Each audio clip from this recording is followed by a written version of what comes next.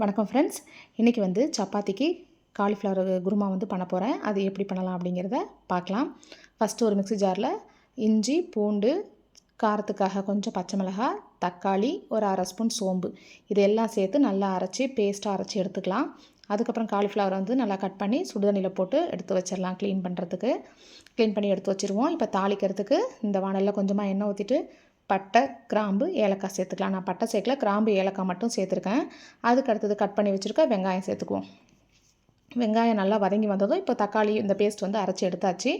வெங்காயம் வதங்கினதுக்கப்புறமா நம்ம அரைச்சி வச்சுருக்க பேஸ்ட் இதில் சேர்த்துடலாம். சேர்த்துட்டு இதோட பச்சை வாசனை போகிற அளவுக்கு நல்லா கலந்து விட்டுக்குவோம். பச்சை வாசனை நல்லா போய் அந்த எண்ணெய் பிரிஞ்சு வரும். அந்தளவுக்கு வந்து நல்லா இதை வதக்கிக்கலாம். இப்போ நல்லா வந்து வதங்கிடுச்சு. இப்போ நம்ம க்ளீன் பண்ணி வச்சுருக்க காலிஃப்ளவரையும் இதில் சேர்த்துடலாம். சேர்த்துட்டு இதோட நல்லா வந்து ஒரு தடவை நம்ம நல்லா கிண்டி விட்டுருவோம்.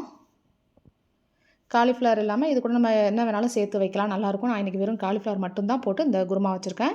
பட்டாணியும் சேர்த்து வைக்கலாம், உருளைக்கிழங்கு சேர்த்து பண்ணலாம்.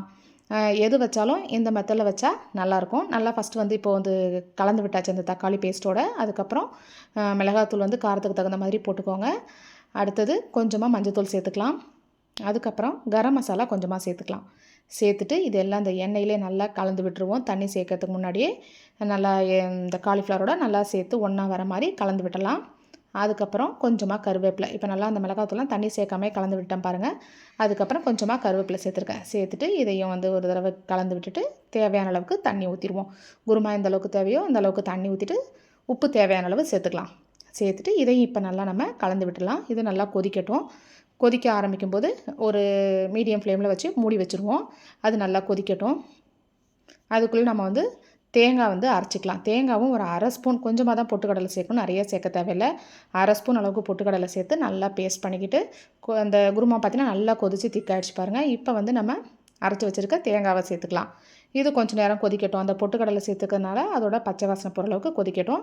கொதித்து நல்லா வந்து குருமா வந்து திக்காகி வந்துடும். டேஸ்ட்டு பார்த்திங்கன்னா சூப்பராக இருக்கும். எந்த காய்கறி வேணாலும் நம்ம போட்டு நம்ம குருமாவுக்கு என்னென்ன போடுறோமோ எந்த காய்கறி வேணாலும் போட்டு இதே மெத்தடில் செஞ்சு பார்க்கலாம். கடைசியாக கொஞ்சமாக வந்து கொத்தமல்லி தழை சேர்த்துருவோம். லாஸ்ட்டில் சேர்த்தா வாசனை வந்து நல்லாயிருக்கும். இது இப்போ வந்து கொஞ்சம் நேரம் கொதிக்கட்டும். அவ்வளோதாங்க, சப்பாத்தியும் ரெடி ஆகிடுச்சு.